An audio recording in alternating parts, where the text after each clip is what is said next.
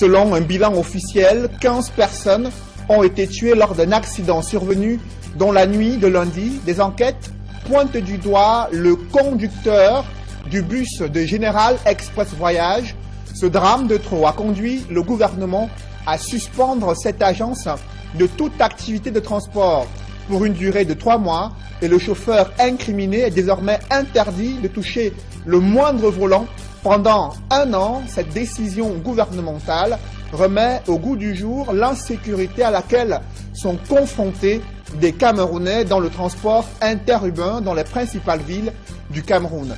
La multiplication des conflits en Afrique remet en question l'efficacité des forces des Nations Unies et sa capacité en matière de diplomatie à résoudre ces conflits. Analyse et décryptage à l'occasion de la Journée mondiale des Nations Unies. Et dans le chapitre économie, nous parlerons ce soir de l'épineuse question de l'entrepreneuriat jeune et le chômage galopant des jeunes Camerounais. Ils s'expriment sur le chemin de croix vécu pour accéder à un emploi décent dans ce journal.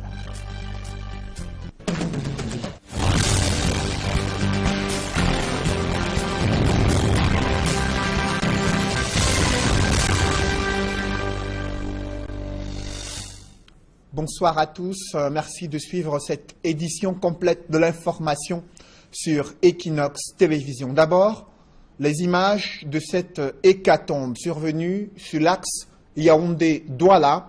Selon un bilan officiel, 15 personnes ont été tuées lors d'un accident survenu dans la nuit de lundi. Des enquêtes pointent déjà du doigt la responsabilité du chauffeur du bus de l'agence Général Express Voyage. Selon un communiqué du ministre des Transports, ce chauffeur a entrepris un dépassement en 3e position avant d'entrer en collision à la fois avec un camion grumier et un camion semi-remorque. Le choc a été fatal pour 15 personnes qui ont été tuées dans cet accident selon un bilan officiel.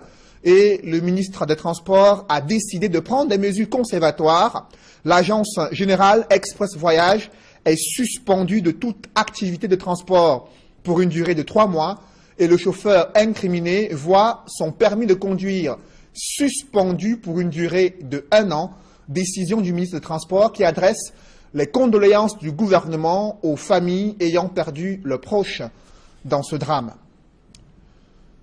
Dans le reste de l'actualité, une série d'explosions provoque un brasier géant dans un dépôt de gaz situé à Mimboman, un quartier de Yaoundé. La furie des flammes a sémé la panique chez les populations riveraines et les sapeurs-pompiers ont mené une rude bataille pour circonscrire l'incendie. Aucune perte en vie humaine, d'importants dégâts matériels sont à déplorer et des questions fusent désormais autour de ce manque des dispositifs de sécurité incendie pour ce dépôt de gaz exploité en plein centre urbain, un véritable scandale pour les populations. Reportage Emmanuel Diop et Ike Cyril. Une première explosion.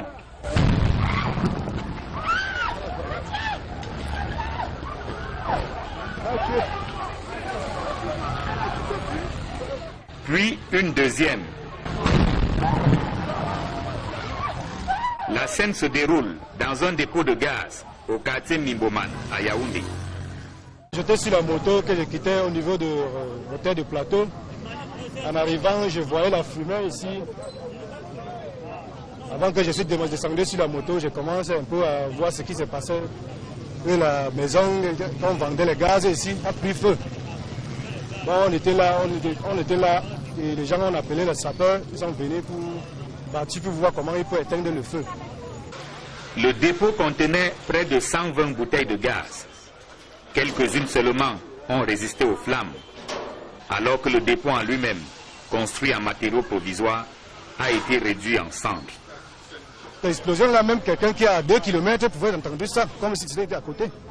Parce que c'était une grande explosion, les bouteilles à gaz chargées, c'est une grande explosion quand même.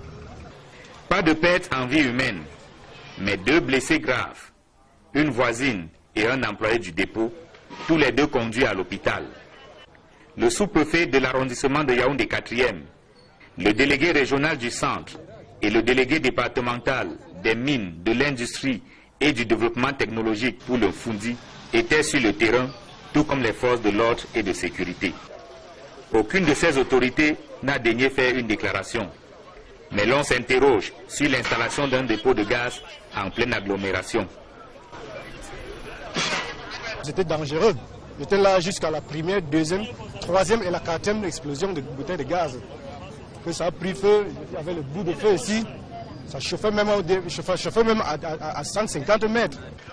Il y a 3 ans pourtant, une explosion similaire avait été enregistrée au quartier Etoudi, toujours à Yaoundé. Le gouvernement avait alors promis que l'ouverture d'un dépôt de gaz ferait désormais l'objet d'une étude minutieuse du dossier du demandeur. Comment l'autorisation d'ouverture du dépôt de Mimboman a-t-elle été délivrée? L'enquête ouverte par le commissariat central numéro 4 permettra d'y voir un peu plus clair. En attendant, le propriétaire du dépôt a été interpellé et gardé à la compagnie de gendarmerie de Mombo à Yaoundé. Une autre enquête est ouverte cette fois-ci dans les banlieues de la ville de Douala où le grand banditisme dicte sa loi. Braquage à main armée, agression en plein jour des populations résidentes au lieu dit PK12.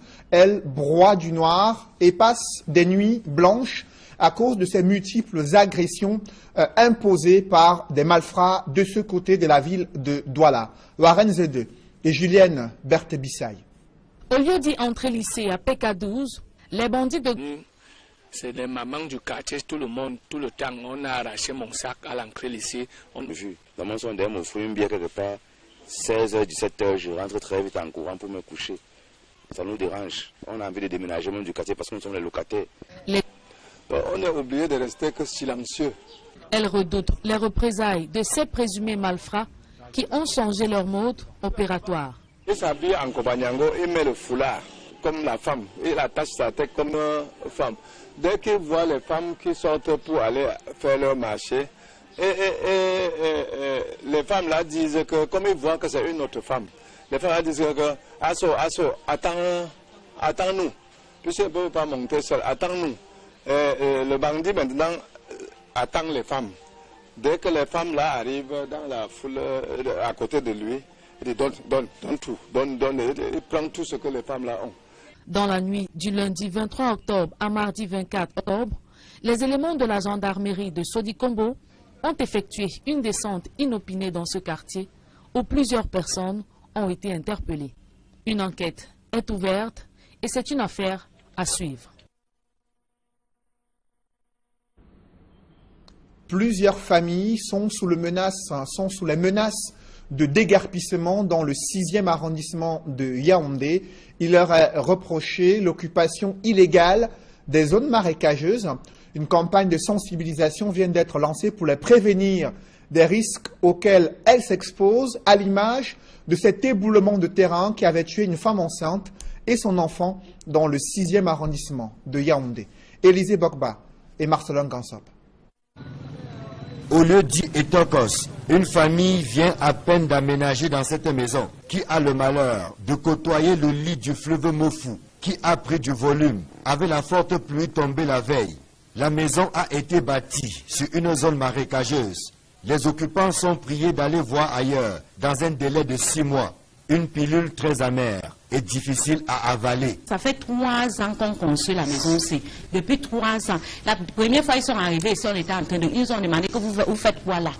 Qu'on arrête les travaux, on a arrêté les travaux. Nous sommes partis à la mairie quand l'ancien maire était là. Nous sommes arrivés là-bas. Ils nous ont demandé de faire le permis de bâtir. On a le permis de bâtir. Vous-même regardez, les gens s'endettent, ils s'endettent. Maintenant, on va partir où? Le constat est quasiment le même. Derrière l'école de guerre de Simbok, au lieu dit Carrefour Kaka, mais également dans les encablures de la gendarmerie nationale et non loin de la garde présidentielle, au quartier Vorbeti, pour ne citer que ces quelques sites qui ont été visités. Vous savez que Yaoundé 6 a été sujet à un sérieux problème il y a 2 ou 3 semaines où des gens ont perdu leur vie. Vous convenez avec moi qu'il était idoine d'initier cette descente, d'abord pour recenser les zones à risque Le constat que nous avons fait, il est malheureux que les marécages, les zones marécageuses dans l'arrondissement de Yaoundé 6 sont non seulement dangereusement mais illégalement colonisées par quelques populations. Ce qui, naturellement, pose un risque. Ici et là, des maisons d'habitation et autres établissements de commerce reçoivent les croix de Saint-André. Les propriétaires et locataires ont 6 mois pour quitter les lieux. L'autorité administrative et municipale brandit la menace d'un déguerpissement forcé, non sans appeler les populations à une prise de conscience. Les terres ont été classées en plusieurs catégories. Et ici, nous sommes dans le domaine public marécageux, ce qu'on appelle vulgairement les marécages. Et ce sont des zones interdites de toute occupation, des zones interdites de toute cession. Quand vous le voyez, c'est des zones dangereuses. Et c'est pour ça que cette descente a été faite dans le cadre du maintien de l'ordre préventif. Ce travail est d'autant plus important que, comme vous l'avez observé, avec la spéculation foncière qui caractérise notre arrondissement, qui fait qu'il n'y a presque plus de terrain. Les gens s'engagent donc maintenant dans les marécages à leur risque et péril. Les marécages et autres zones à risque sont légion dans l'arrondissement de Yaoundé 6. Faute de sensibilisation et de contrôle et en totale méconnaissance de la loi, les populations s'y sont installées, parfois à leur risque et péril. Les inondations et autres éboulements de terrain enregistrés ici sont malheureusement là pour rappeler la dangerosité de ces sites. Et les autorités administratives étudient déjà le schéma de déguerpissement des populations installées dans les zones marécageuses à Yaoundé 6. À ce sujet, je vous propose d'écouter le sous-préfet de Yaoundé 6, Apollinaire Ndama Mvando, qui revient sur ce schéma de déguerpissement des populations prévues dans les toutes prochaines semaines du côté du 6e arrondissement de Yaoundé. Cet examen se fera au cas par cas. Bon, maintenant, si quelqu'un vous présente un titre foncier, il faudra encore vérifier son authenticité. Nous savons que c'est des zones marécageuses et nous savons que si vous vous engagez à les occuper, c'est à vos risques et périls. D'ailleurs, c'est même une chance qu'ils ont qu'on vient leur rappeler ça. Parce que la nature même peut les faire partie de là. Comme ça a été le cas l'autre jour avec le glissement de terrain. Donc, en réalité, il faut dire que c'est aussi avec la complicité, ceci se fait avec la complicité des populations autochtones qui estiment toujours qu'après avoir vendu le domaine national, maintenant, ils veulent s'attaquer au domaine public, ce qui n'est pas normal. Donc, tout cela est dans l'illégalité. Bon, maintenant, on n'est pas là pour combattre qui que ce soit. Il y aura un examen préalable. Si quelqu'un a des dossiers, il va les amener. On ne vient pas seulement du jour au lendemain. Après que ce travail ait été effectué, il y aura une réunion au cours de laquelle on va examiner les éventuels documents. Donc tout ça, on va voir. Nous restons dans la légalité. Nous ne sommes pas là pour créer des problèmes. Je crois que nous voulons sauver la vie des hommes et c'est pour ça qu'on est là. C'est la principale préoccupation des jeunes Camerounais, trouver un emploi décent dans la capitale économique du Cameroun. Cependant, les portes de l'emploi décent sont toujours fermées. Le chômage ne cesse de toucher la plupart des jeunes diplômés camerounais, mais également le sous-emploi qui gangrène le quotidien de la jeunesse camerounaise. Les programmes gouvernementaux d'insertion professionnelle n'ont pas véritablement réussi à résoudre cette équation. C'est le constat qui est fait lors de l'ouverture d'une bourse de l'emploi à Douala. Innocent Abega et Étienne Pascal Azegui. La promotion de l'auto-emploi des jeunes à travers des structures et des programmes spécifiques tels que le FNE, l'OPIACI ou encore le PAGER-U n'a pas permis une réduction du taux de chômage en milieu jeune au Cameroun. Celui-ci est toujours de 43,7%. Des statistiques qui ne devraient pas décourager les jeunes dans leur quête de l'emploi. Les jeunes au parfum de la bonne information.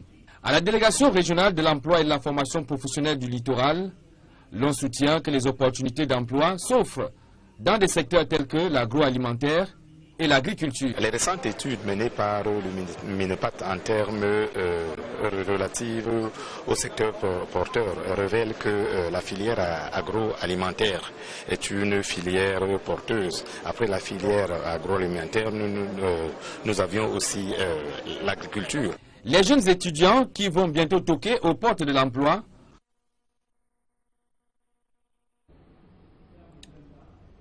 Vous l'avez suivi, le chef de l'État avait déjà invité les jeunes à être des entrepreneurs agricoles. Quelques années plus tard, ces jeunes start-upers se plaignent des difficultés rencontrées dans le processus de création d'une entreprise au Cameroun, des procédures très lourdes selon ces jeunes start-upers qui évoquent également l'environnement des affaires qui ne permet pas l'éclosion des petites et moyennes entreprises. Au Cameroun, ces problématiques ont été évoquées lors du forum de la PME qui s'est tenu au JICAM à Douala. Reportage François Dikoumé et Sylvestre Zangaou. De plus en plus, de jeunes Camerounais osent se lancer dans la création d'entreprises. Seulement cette volonté de participer au développement socio-économique de leur pays s'accompagne de plusieurs difficultés dans la création des PME. Malgré le fait que nous avons monté un business plan en bonne et due forme, que nous avons une stratégie sur le long terme, il a été très difficile de trouver des acteurs au niveau de la banque qui étaient ouverts à nous accompagner. Au niveau de la CFCE, on vous recommande d'aller vers la BCPME. Mais il y a des pesanteurs dans l'exécution de cette procédure-là. Pourtant, le gouvernement camerounais a pris des mesures pour faciliter les procédures de création d'une entreprise. Une initiative bien réelle, mais souvent volontairement ignorée par les personnes qui sont censées la faire appliquer, affirment ces jeunes entrepreneurs. Prenons un cas d'espèce. La nouvelle loi de finances de 2016 dit que l'attestation non-redevance est gratuite. Quand vous allez dans les centres des impôts, vous voyez un papier, une note de service avec le chef des impôts qui dit ne pas donner de l'argent aux agents directement. Mais pour établir une attestation de non-redevance, l'agent va vous demander de l'argent. Finalement, de quelle gratuité parle-t-on? Pour Laurent Serge Etundingoa, pour mieux s'adapter, les jeunes entrepreneurs camerounais doivent assez s'informer. Je leur ai demandé de s'ouvrir vis-à-vis des pouvoirs publics, s'ouvrir surtout vers toutes les institutions et instruments d'accompagnement que l'État a mis sur pied pour elles. Parce qu'aujourd'hui, il n'est pas normal qu'une entreprise ait des problèmes juridiques alors qu'il y a les centres de gestion agréés qui s'occupent déjà de ça. Qu'une entreprise PME ait des problèmes d'accompagnement alors qu'il y a l'agence de promotion des PME qui est là, qui ne demande aux promoteurs d'entreprises que d'aller vers elle pour poser les problèmes et trouver les solutions nécessaires. En guise de réplique, les créateurs de PME affirme que le problème est bien au-delà de l'information sur les procédures. C'est normal, il est ministre qui n'est pas sur le terrain. Il y a un travail depuis le début qui a été mal fait, peut-être même une mauvaise foi des personnes qui lui rendent compte. Dans ces conditions, la plupart d'entreprises qui parviennent à être créées tiennent à peine quelques mois. Selon des chiffres du Centre d'analyse et de recherche sur les politiques économiques du Cameroun, le taux de disparition des PME au Cameroun est de 72% entre 2010 et 2016. Parlons à présent d'une maladie qui continue de handicaper quelques Camerounais, notamment des jeunes. Il s'agit de la poliomyélite. En ce jour de lutte, journée mondiale de lutte contre cette maladie, quels sont les modes de prévention et de lutte contre la poliomyélite? Élément de réponse dans ce reportage de Kate Diarra. La poliomyélite est une maladie contagieuse qui touche surtout les enfants. Depuis les années 80, le combat contre la maladie a permis de faire de grandes avancées. C'est comme ça qu'on est passé, selon l'Organisation mondiale de la santé, de 350 000 cas en 1988 à 37 cas seulement, notifiés en 2016, et cela sur le plan mondial. Au Cameroun, les nombreuses séances de vaccination administrées aux enfants ont permis de repousser significativement la maladie. Résultat des courses, on n'en entend plus beaucoup parler. Vous avez remarqué que depuis un bon bout, il y a plus de campagnes. Cette année, on a organisé une seule au mois de juin. 2015-04, 2016-04. Comment se manifeste la poliomyélite? Elle se manifeste comme toute une autre maladie, avec des fièvres, vomissements. Si la paralysie inhérente à la poliomyélite reste handicapante à vie, la détection de la maladie elle-même, bien plus compliquée, n'aide pas les patients à se mettre à l'abri. Conséquence, c'est quand surgit la paralysie qu'on peut très souvent établir un diagnostic de la polio. Le seul moyen de préserver les enfants reste dans le vaccin, couplé au respect des règles d'hygiène. Pour la journée mondiale de lutte contre la poliomyélite de cette année, pas de véritable activité organisée. Sinon, une marche est prévue dans la capitale politique, samedi prochain. Bon, disons que le gouvernement central qui est pour organiser, il y a une marche qui est organisée samedi au Yaoundé. Face à la crise sociopolitique anglophone, le gouvernement mène une campagne de sensibilisation de la jeunesse sur l'importance des emblèmes nationaux et les enjeux d'une cohésion nationale pour promouvoir le vivre ensemble. Des élèves des établissements scolaires dans l'arrière-pays ont été édifiés à cet effet. Reportage, Joseph Abena.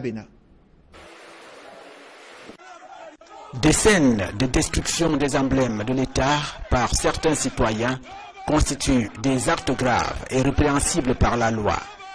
À l'occasion de cette cérémonie de clôture des activités de l'opération rentrée scolaire citoyenne et patriotique, les experts venus du ministère de la Jeunesse et de l'Éducation civique tiennent à conscientiser les jeunes sur l'importance des emblèmes de la République.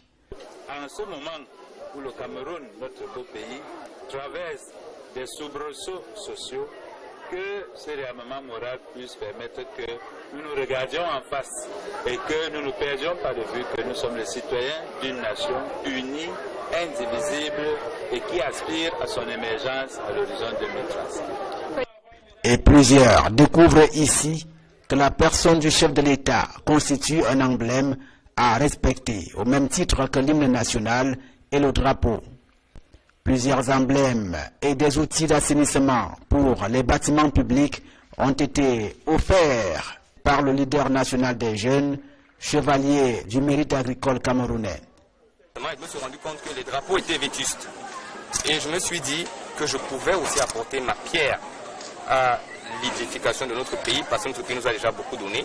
C'est dans ce sens que j'ai décidé de renouveler tous les drapeaux de la sous-préfecture et de tous les établissements scolaires d'enseignement secondaire et primaire. Et puis, je me suis rendu compte aussi que beaucoup de gens n'entretiennent pas assez les bâtiments de l'État et j'ai pensé qu'il fallait que j'apporte aussi des brouettes, des pelles, des pioches pour que les jeunes aussi apprennent à déjà se regarder ce qu'on a. Parce qu'on regarde trop ce qu'on n'a pas. Cet acte symbolique du natif de l'océan vise à transmettre les valeurs citoyennes et promouvoir l'agriculture de seconde génération, véritable outil de développement d'un pays.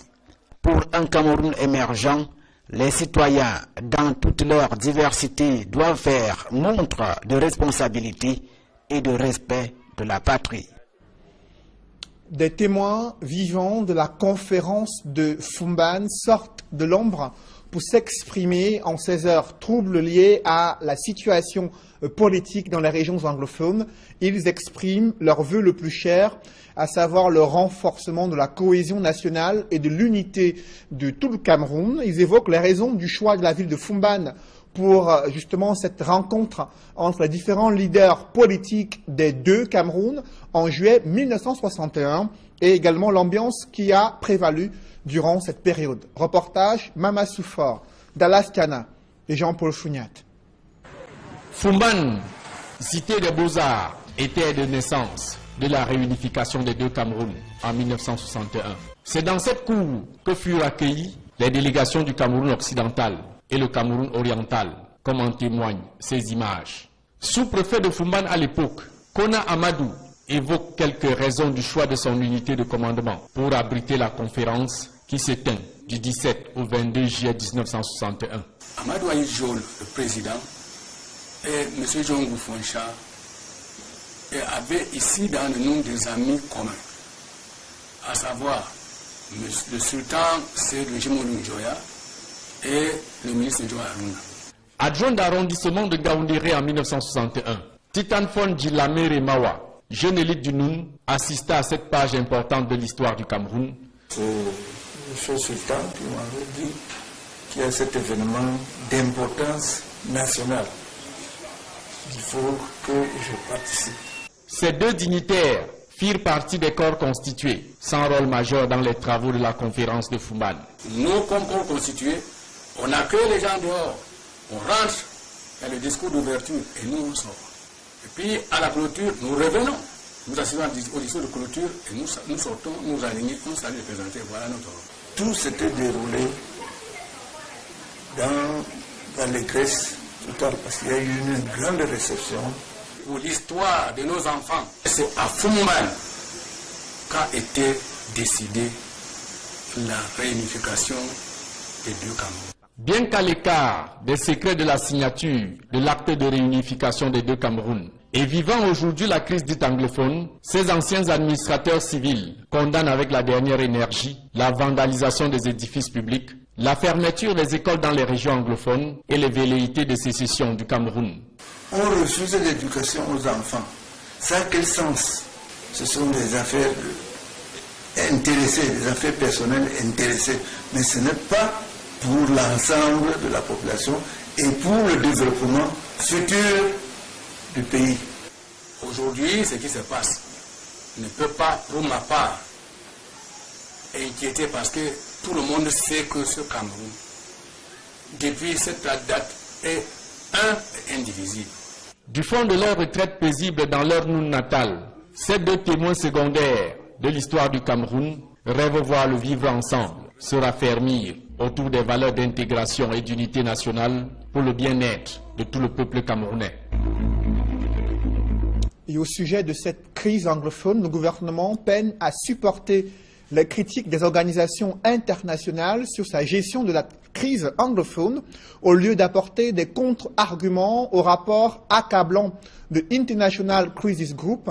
Le gouvernement vient d'interdire de séjour les membres de cette ONG au Cameroun. Crisis Group est désormais persona non grata au Cameroun. L'annonce est du ministre de la Communication. Issa Chiroma Bakary était face à la presse à Yaoundé. Il en a profité pour se positionner en tant que soutien de la candidature de Paul Biya à l'élection présidentielle prévue en 2018. Au-delà des critiques de International Crisis Group, il y a les Nations Unies qui ont interpellé le gouvernement camerounais sur l'enjeu d'établir un dialogue inclusif pour traiter les causes profondes de la crise sociopolitique dans les régions du Nord-Ouest et du Sud-Ouest. Cependant, plusieurs acteurs de la société civile observent que les conflits se multiplient en Afrique, ce qui remet en cause l'efficacité des interventions des Nations Unies pour apporter la paix dans les différents pays africains. Des problématiques qui ont été posées à l'occasion de la Journée mondiale des Nations Unies célébrée à Yaoundé. Des précisions avec Guy Zogo. La journée mondiale consacrée à l'Organisation des Nations Unies, ONU, que le Cameroun vient de célébrer, est l'occasion de magnifier la relation entre cette institution et Yaoundé. Le partenariat des Nations Unies avec le gouvernement de Cameroun, ça date. On a entendu aujourd'hui que le Cameroun a joint les Nations Unies en 1960. Donc j'imagine les Nations Unies ont fait beaucoup de choses dans beaucoup des années, mais plus récemment, aujourd'hui, on travaille dans les régions en crise, surtout les régions qui subissent l'impact de la crise en Centrafrique, la crise Boko Haram. Pourtant, à cette même occasion, les nombreuses insuffisances de l'Organisation des Nations Unies sur le terrain du maintien et de la construction de la paix sautent aux yeux.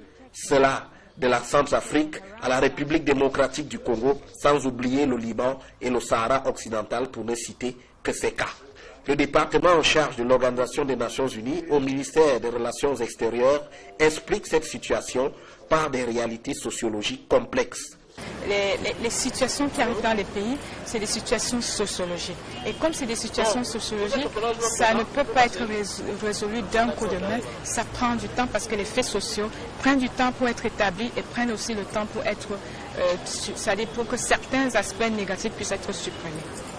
On y fait même le pari que face à ce qui est considéré comme insuffisance de l'Organisation des Nations Unies actuellement, c'est à l'avenir qu'on mesurera réellement l'impact de cette organisation. Dire aujourd'hui que je ne vois pas l'impact des Nations Unies, cet impact se verra à long terme. À long terme, à travers toutes les actions qui sont entreprises dans la prévention, dans l'accompagnement de post-conflit et même dans la négociation au départ, c'est-à-dire les processus de négociation dans les débuts de conflit. C'est donc un vrai rendez-vous qui est pris sur le long terme à propos de l'efficacité de l'Organisation des Nations Unies. Il y a une épine qui entrave l'efficacité des Nations Unies, c'est la situation sociopolitique qui se dégrade en République centrafricaine, située dans la sous-région Afrique centrale. Le secrétaire général des Nations Unies, Antonio Guterres, arrive dans ce pays qui est encore marqué par de fortes tensions socio-politiques et l'enjeu, c'est le renforcement de la force de maintien de la paix et la sécurité en Centrafrique. On fait le point avec Donald Anouzwa. La visite d'Antonio Guterres en République centrafricaine intervient au moment où le pays connaît un contexte sécuritaire tendu. Les violences ont repris dans le sud-est, le centre et le nord de la RCA avec des centaines de morts. Pour les organisations de défense des droits de l'homme, la visite du secrétaire général des Nations Unies en République centrafricaine est aussi une occasion d'aborder avec le patron de l'institution internationale la question de l'efficacité des forces de la MINUSCA dans les opérations de protection des civils. À Bangui, il sera également question des médiations engagées avec les groupes armés qui, bien qu'inscrits dans le programme désarmement, démobilisation, réinsertion, continuent à se battre, à nouer et de faire des alliances et à commettre des exactions contre les civils. Malgré le contexte financier difficile pour les opérations de maintien de la paix, le pouvoir de Bangui espère du secrétaire général l'envoi le mois prochain de 900 casques bleus supplémentaires en renfort des 10 000 déjà déployés dans le pays. Des publi-reportages dans ce journal, la deuxième promotion des étudiants inscrits à l'École supérieure de journalisme de Paris est arrivée en fin de formation à l'Institut universitaire du Golfe de Guinée. Occasion pour cet établissement de présenter les différentes formations internationales qu'elle offre en partenariat avec les meilleures universités européennes et canadiennes. Reportage. Ils sont 4. Lauréats, diplômés en journalisme de l'École supérieure de journalisme de Paris, promotion 2016.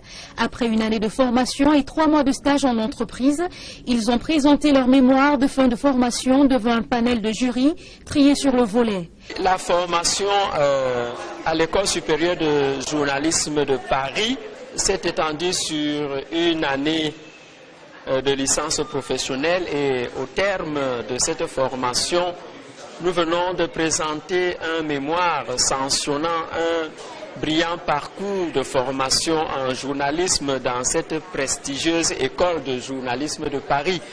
Et c'était un honneur et un réel plaisir pour nous d'être formés par cette auguste école. Pour cette deuxième promotion, l'objectif a été atteint. Former des journalistes à moindre coût au Cameroun grâce au partenariat ESG Paris-IUG. Toutes les formations, les mêmes qui sont offertes à Paris, c'est les mêmes spécialités qui sont ici. D'ailleurs, les étudiants qui sont au campus de l'IUG, ils sont abrités, ils reçoivent des enseignements, mais ce sont les étudiants de Paris.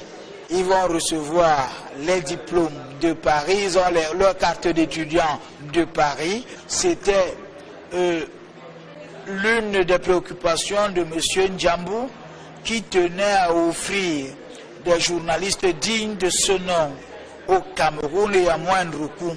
Grâce à ces multiples formations délocalisées, l'IUG permet aux étudiants résidant au Cameroun de bénéficier de formations adéquates dans plusieurs domaines, en licence et master, en marketing-vente, avec l'appui de l'Université de Montpellier. On peut suivre une formation française sans toutefois se déplacer. Alors, l'ESG a pu développer une convention de partenariat qui porte sur une formation en marketing-vente pour les niveaux de licence et de masters. Les formations offertes aux étudiants présents au Cameroun sont les mêmes que celles proposées aux étudiants à l'étranger. Se former en réseau et télécommunications, c'est possible à l'IUG par le biais de l'Université de la Haute-Alsace. L'IUG, à travers sa composante industrielle ISTA, développe une formation dans les réseaux de télécommunications comme parcours ISVD.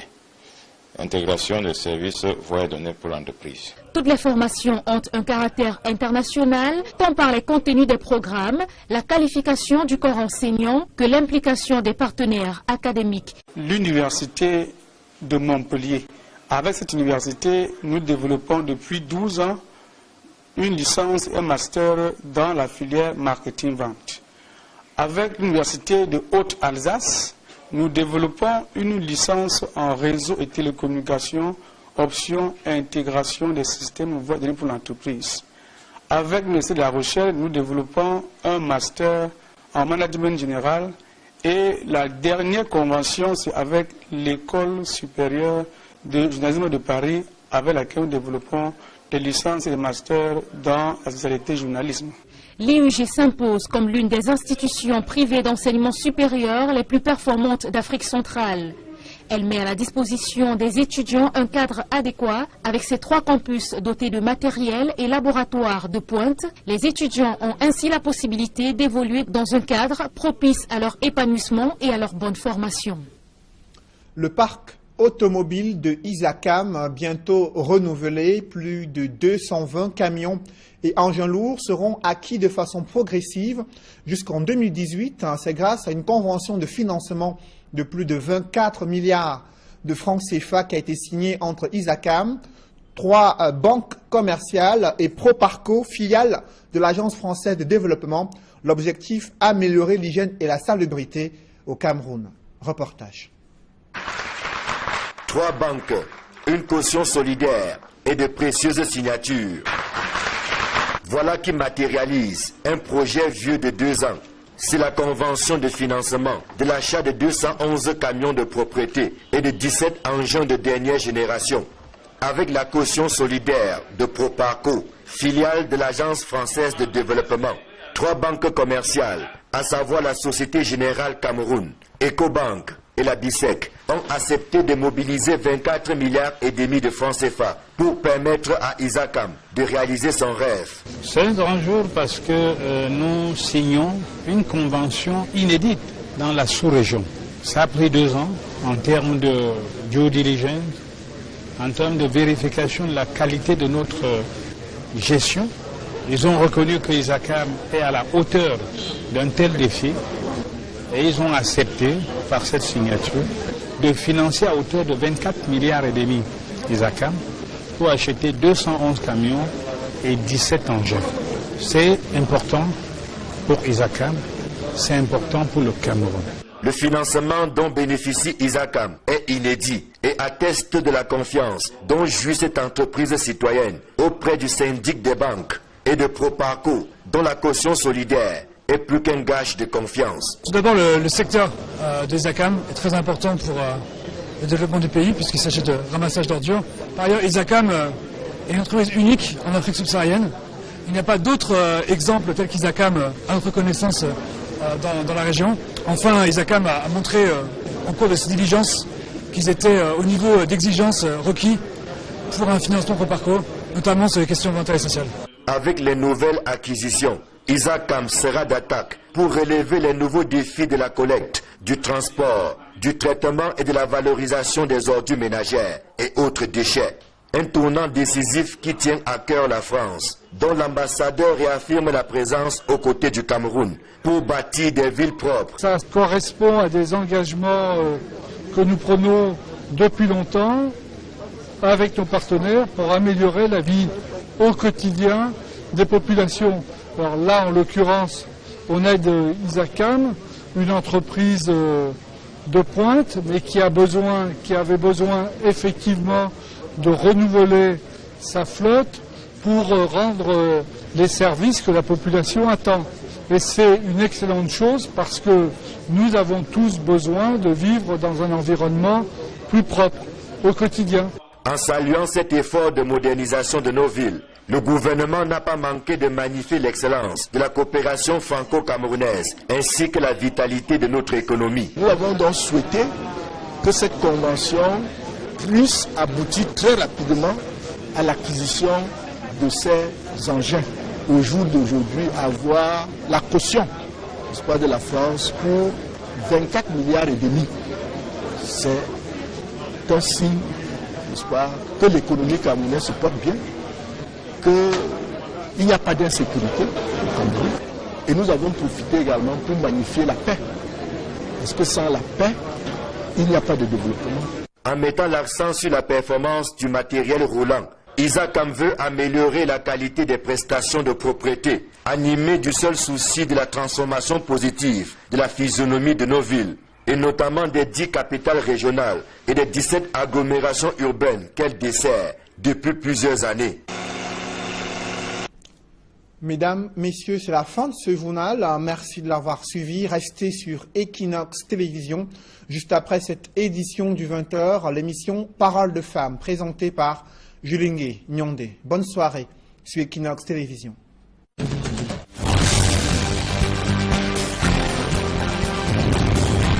Selon un bilan officiel, 15 personnes ont été tuées lors d'un accident survenu dans la nuit de lundi. Des enquêtes pointent du doigt le conducteur du bus de Général Express Voyage. Ce drame de trop a conduit le gouvernement à suspendre cette agence de toute activité de transport pour une durée de 3 mois et le chauffeur incriminé est désormais interdit de toucher le moindre volant pendant 1 an. Cette décision gouvernementale remet au goût du jour l'insécurité à laquelle sont confrontés des Camerounais dans le transport interurbain dans les principales villes du Cameroun. La multiplication des conflits en Afrique remet en question l'efficacité des forces des Nations Unies et sa capacité en matière de diplomatie à résoudre ces conflits. Analyse et décryptage à l'occasion de la Journée mondiale des Nations Unies. Et dans le chapitre économie, nous parlerons ce soir de l'épineuse question de l'entrepreneuriat jeune et le chômage galopant des jeunes Camerounais. Il s'exprime sur le chemin de croix vécu pour accéder à un emploi décent dans ce journal.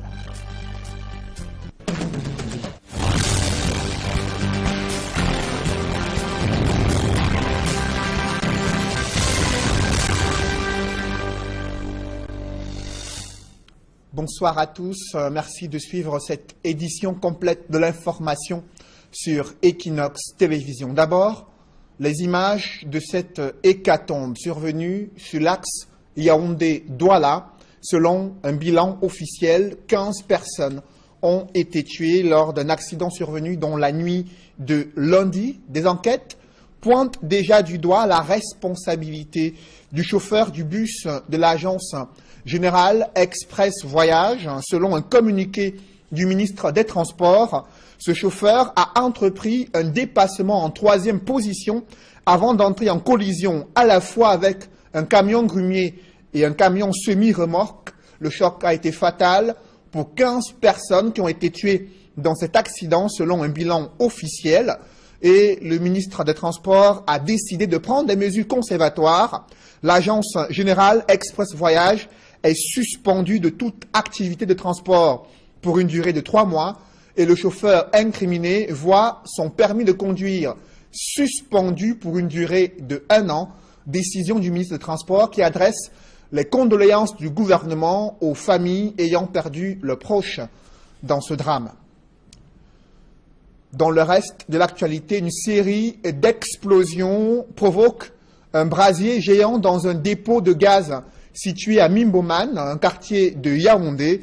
La furie des flammes a sémé la panique chez les populations riveraines et les sapeurs-pompiers ont mené une rude bataille pour circonscrire l'incendie.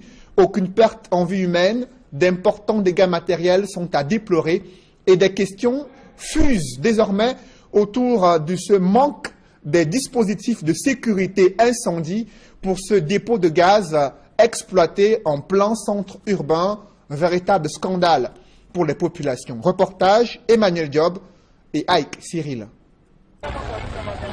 Une première explosion.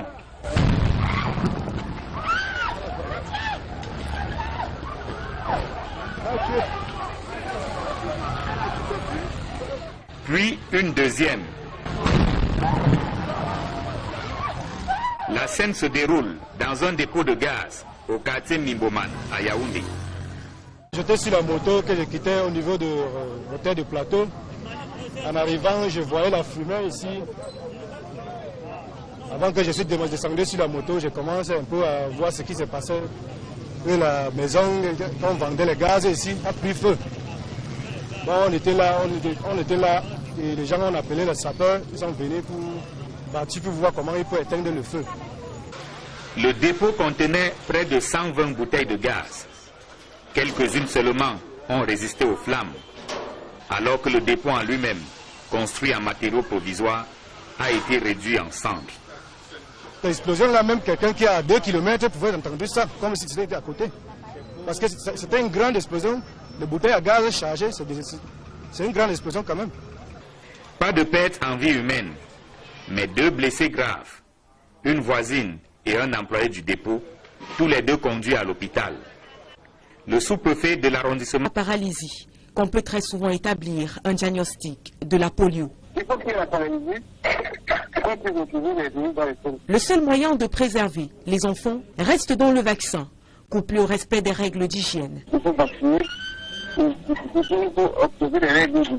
Pour la journée mondiale de lutte contre la poliomyélite de cette année, pas de véritable activité organisée. Sinon, une marche est prévue dans la capitale politique, samedi prochain. Disons que les événements centrales qui est possible d'organiser, il y a une marche qui est organisée samedi. Face à la crise sociopolitique anglophone, le gouvernement mène une campagne de sensibilisation de la jeunesse sur l'importance des emblèmes nationaux et les enjeux d'une cohésion nationale pour promouvoir le vivre ensemble. Des élèves des établissements scolaires dans l'arrière-pays ont été édifiés à cet effet. Reportage, Joseph Abena. Des scènes de destruction des emblèmes de l'État par certains citoyens constituent des actes graves et répréhensibles par la loi. À l'occasion de cette cérémonie de clôture des activités de l'opération rentrée scolaire citoyenne et patriotique, les experts venus du ministère de la Jeunesse et de l'Éducation civique tiennent à conscientiser les jeunes sur l'importance des emblèmes de la République. En ce moment où le Cameroun, notre beau pays, traverse des soubresauts sociaux, que ce réarmement moral puisse permettre que nous nous regardions en face et que nous ne perdions pas de vue que nous sommes les citoyens d'une nation unie, indivisible et qui aspire à son émergence à l'horizon 2035. Et plusieurs découvrent ici que la personne du chef de l'État constitue un emblème à respecter au même titre que l'hymne national et le drapeau. Plusieurs emblèmes et des outils d'assainissement pour les bâtiments publics ont été offerts par le leader national des jeunes, chevalier du mérite agricole camerounais. Je me suis rendu compte que les drapeaux étaient vétustes. Et je me suis dit que je pouvais aussi apporter ma pierre à l'édification de notre pays, parce que notre pays nous a déjà beaucoup donné. C'est dans ce sens que j'ai décidé de renouveler tous les drapeaux de la sous-préfecture et de tous les établissements scolaires d'enseignement secondaire et primaire. Et puis, je me suis rendu compte aussi que beaucoup de gens n'entretiennent pas assez les bâtiments de l'État. Et j'ai pensé qu'il fallait que j'apporte aussi des brouettes, des pelles, des pioches, pour que les jeunes aussi apprennent à déjà se regarder ce qu'on a. Parce qu'on regarde trop ce qu'on n'a pas. Cet acte symbolique du natif de l'océan vise à transmettre les valeurs citoyennes et promouvoir l'agriculture de seconde génération, véritable outil de développement d'un pays. Pour un Cameroun émergent, les citoyens, dans toute leur diversité, doivent faire montre de responsabilité et de respect de la patrie. Des témoins vivants de la conférence de Fumban sortent de l'ombre pour s'exprimer en ces heures troubles liées à la situation politique dans les régions anglophones.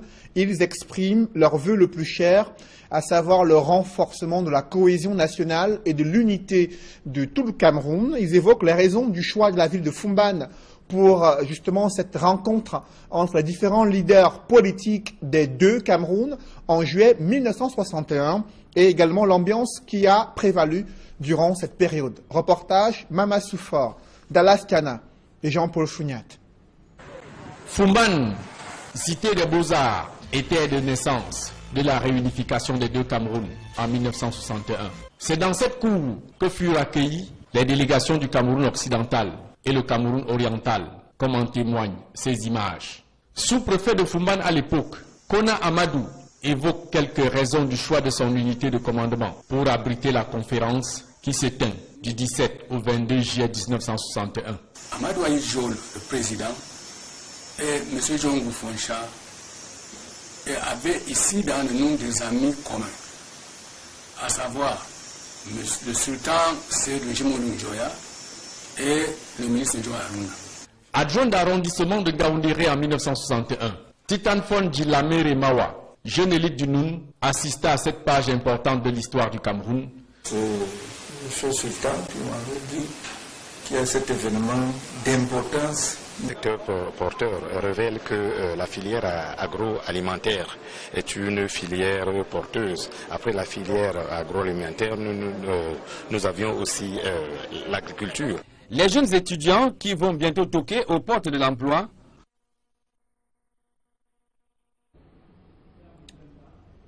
Vous l'avez suivi, le chef de l'État avait déjà invité les jeunes à être des entrepreneurs agricoles. Quelques années plus tard, ces jeunes start-upers se plaignent des difficultés rencontrées dans le processus de création d'une entreprise au Cameroun, des procédures très lourdes selon ces jeunes start-upers qui évoquent également l'environnement des affaires qui ne permet pas l'éclosion des petites et moyennes entreprises. Au Cameroun, ces problématiques ont été évoquées lors du forum de la PME qui s'est tenu au JICAM à Douala. Reportage François Dikoumé et Sylvestre Zangaou.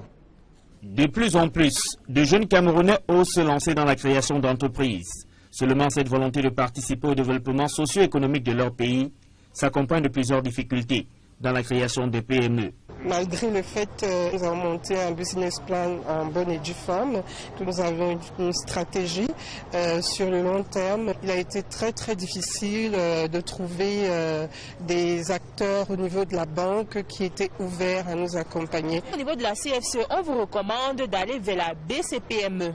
Mais il y a des pesanteurs dans l'exécution de cette procédure-là. Pourtant, le gouvernement camerounais a pris des mesures pour faciliter les procédures de création d'une entreprise.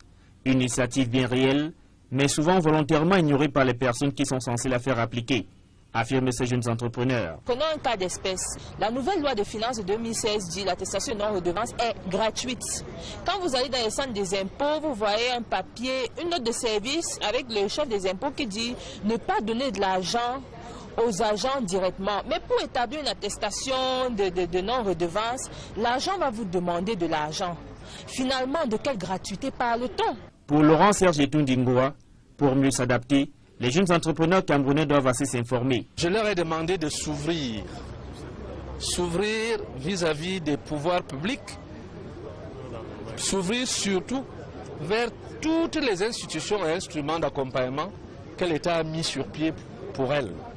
Parce qu'aujourd'hui, il n'est pas normal qu'une entreprise ait des problèmes juridiques alors qu'il y a les centres de gestion agréés qui s'occupent déjà de ça.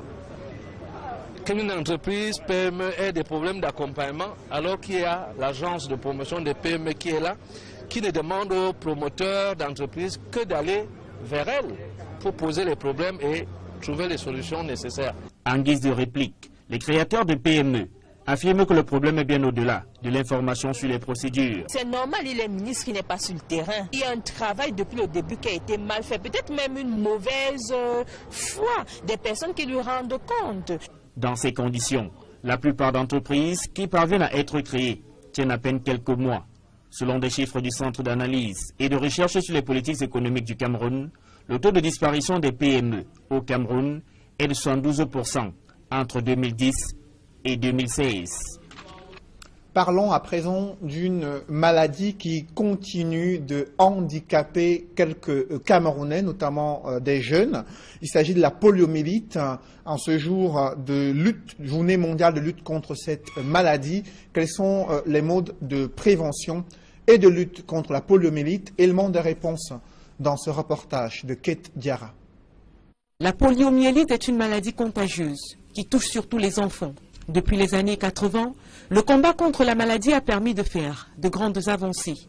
C'est comme ça qu'on est passé, selon l'Organisation mondiale de la santé, de 350 000 cas en 1988 à 37 cas seulement, notifiés en 2016, et cela sur le plan mondial.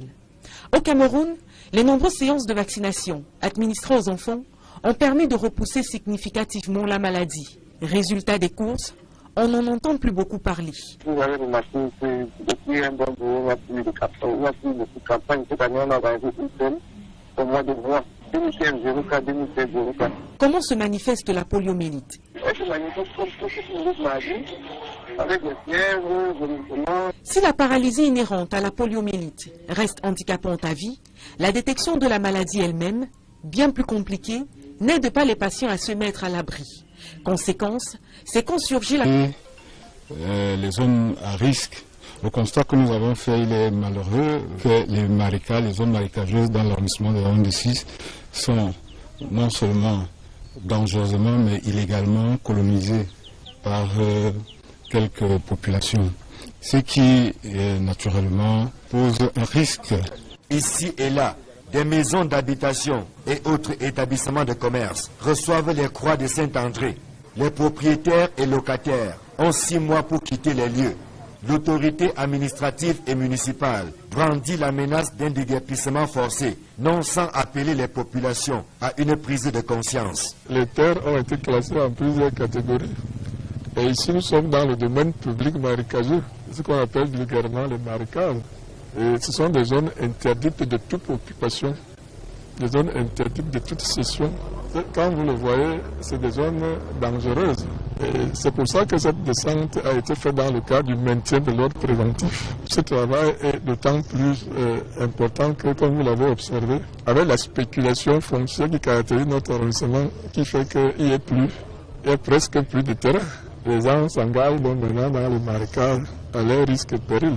Les marécages et autres zones à risque sont légion dans l'arrondissement de Yaoundé 6. Faute de sensibilisation et de contrôle, et en totale méconnaissance de la loi, les populations s'y sont installées, parfois à leur risque et péril.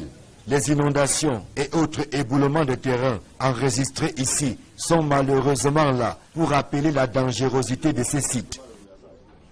Et les autorités administratives étudient déjà le schéma de déguerpissement des populations installées dans les zones marécageuses à Yaoundé 6. À ce sujet, je vous propose d'écouter le sous-préfet de Yaoundé 6, Apollinaire Ndama Mvando, qui revient sur ce schéma de déguerpissement des populations prévues dans les toutes prochaines semaines du côté du 6e arrondissement de Yaoundé. Cet examen se fera au cas par cas. Bon, maintenant, si quelqu'un vous présente un titre foncier, il faudra encore vérifier son authenticité. Nous savons que c'est des zones marécageuses et nous savons que si vous vous engagez à les occuper, c'est à vos risques et périls. D'ailleurs, c'est même une chance qu'ils ont qu'on vient leur rappeler ça. Parce que la nature même peut les faire partie de là. Comme ça a été le cas l'autre jour avec le glissement de terrain. Donc, en réalité, il faut dire que c'est aussi avec la complicité, ceci se fait avec la complicité des populations autochtones qui estiment toujours qu'après avoir vendu le domaine national, maintenant, ils veulent s'attaquer au domaine public, ce qui n'est pas normal. Donc, tout cela est dans l'illégalité. Bon, maintenant, on n'est pas là pour combattre qui que ce soit. Il y aura un examen préalable. Si quelqu'un a des dossiers, il va les amener. On ne vient pas seulement du jour au lendemain. Après que ce travail ait été effectué, il y aura une réunion au cours de laquelle on va examiner les éventuels documents. Donc tout ça, on va voir. Nous restons dans la légalité. Nous ne sommes pas là pour créer des problèmes. Je crois que nous voulons sauver la vie des hommes et c'est pour ça qu'on est là. C'est la principale préoccupation des jeunes Camerounais, trouver un emploi décent dans la capitale économique du Cameroun. Cependant, les portes de l'emploi décent sont toujours fermées. Le chômage ne cesse de toucher la plupart des jeunes diplômés camerounais, mais également le sous-emploi qui gangrène le quotidien de la jeunesse camerounaise. Les programmes gouvernementaux d'insertion professionnelle n'ont pas véritablement réussi à résoudre cette équation. C'est le constat qui est fait lors de l'ouverture d'une bourse de l'emploi à Douala. Innocent Abega et Étienne Pascal Azegui. La promotion de l'auto-emploi des jeunes à travers des structures et des programmes spécifiques tels que le FNE, l'OPIACI ou encore le PAGER-U n'a pas permis une réduction du taux de chômage en milieu jeune au Cameroun. Celui-ci est toujours de 43,7%. Des statistiques qui ne devraient pas décourager les jeunes dans leur quête de l'emploi. Les jeunes au parfum de la bonne information. À la délégation régionale de l'emploi et de la formation professionnelle du littoral, l'on soutient que les opportunités d'emploi s'offrent dans des secteurs tels que l'agroalimentaire et l'agriculture. Les récentes études menées par le MINEPAT en termes relatifs au centre de Yaoundé 4e, le délégué régional du centre et le délégué départemental des mines, de l'industrie et du développement technologique pour le Fundi étaient sur le terrain, tout comme les forces de l'ordre et de sécurité. Aucune de ces autorités n'a daigné faire une déclaration. Mais l'on s'interroge sur l'installation d'un dépôt de gaz en pleine agglomération. C'était dangereux. J'étais là jusqu'à la première, deuxième, troisième et la quatrième explosion de bouteilles de gaz. Que ça a pris feu, il y avait le bout de feu ici. Ça chauffait même à 150 mètres. Il y a 3 ans pourtant, une explosion similaire avait été enregistrée au quartier Etoudi, toujours à Yaoundé. Le gouvernement avait alors promis que l'ouverture d'un dépôt de gaz ferait désormais l'objet d'une étude minutieuse du dossier du demandeur. Comment l'autorisation d'ouverture du dépôt de Mimboman a-t-elle été délivrée? L'enquête ouverte par le commissariat central numéro 4 permettra d'y voir un peu plus clair. En attendant, le propriétaire du dépôt a été interpellé et gardé à la compagnie de gendarmerie de Mombo à Yaoundé. Une autre enquête est ouverte cette fois-ci dans les banlieues de la ville de Douala où le grand banditisme dicte sa loi. Braquage à main armée, agression en plein jour des populations résidentes au lieu dit PK12. Elles broient du noir et passent des nuits blanches à cause de ces multiples agressions imposées par des malfrats de ce côté de la ville de Douala. Warren Zede et Julienne Berthe-Bissaï. Au lieu d'y entrer lycée à PK12, les bandits de... C'est les mamans du quartier, tout le monde, tout le temps. On a arraché mon sac à l'entrée lycée. On a vu. Dans mon sondage, mon fruit, bien quelque part, 16h, 17h, je rentre très vite en courant pour me coucher. Ça nous dérange. On a envie de déménager même du quartier parce que nous sommes les locataires. On est obligé de rester que silencieux. Elles redoutent les représailles de ces présumés malfrats qui ont changé leur mode opératoire. Il s'habille en Kobanyango, il met le foulard comme la femme, il attache sa tête comme une femme. Dès qu'ils voient les femmes qui sortent pour aller faire leur marché, les femmes là disent que, comme ils voient que c'est une autre femme, les femmes là disent que, Asso, attends-nous, puisqu'ils ne peuvent pas monter seul, attends-nous.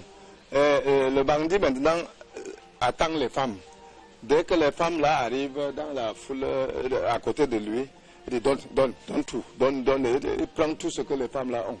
Dans la nuit du lundi 23 octobre à mardi 24 octobre, les éléments de la gendarmerie de Sodikombo ont effectué une descente inopinée dans ce quartier où plusieurs personnes ont été interpellées. Une enquête est ouverte et c'est une affaire à suivre. Plusieurs familles sont sous les menaces de déguerpissement dans le 6e arrondissement de Yaoundé. Il leur est reproché l'occupation illégale des zones marécageuses. Une campagne de sensibilisation vient d'être lancée pour les prévenir des risques auxquels elles s'exposent, à l'image de cet éboulement de terrain qui avait tué une femme enceinte et son enfant dans le 6e arrondissement de Yaoundé. Élisée Bokba et Marcelin Gansop. Au lieu dit Etokos, une famille vient à peine d'aménager dans cette maison qui a le malheur de côtoyer le lit du fleuve Mofu qui a pris du volume avec la forte pluie tombée la veille. La maison a été bâtie sur une zone marécageuse. Les occupants sont priés d'aller voir ailleurs dans un délai de 6 mois. Une pilule très amère est difficile à avaler. Ça fait 3 ans qu'on construit la maison C. Depuis 3 ans. La première fois ils sont arrivés ici, on était en train de... Ils ont demandé que vous faites quoi là? Quand on arrête les travaux, on a arrêté les travaux. Nous sommes partis à la mairie quand l'ancien maire était là. Nous sommes arrivés là-bas. Ils nous ont demandé de faire le permis de bâtir. On a le permis de bâtir. Vous-même regardez, les gens s'endettent. Maintenant, on va partir où? Le constat est quasiment le même. Derrière l'école de guerre de Simbok, au lieu dit Carrefour Kaka, mais également dans les encablures de la gendarmerie nationale et non loin de la garde présidentielle, au quartier Vorbeti, pour ne citer que ces quelques sites qui ont été visités. Vous savez que Yaoundé 6 a été sujet à un sérieux problème il y a 2 ou 3 semaines où des gens ont perdu leur vie. Vous convenez avec moi qu'il était idoine d'initier cette descente, d'abord pour recenser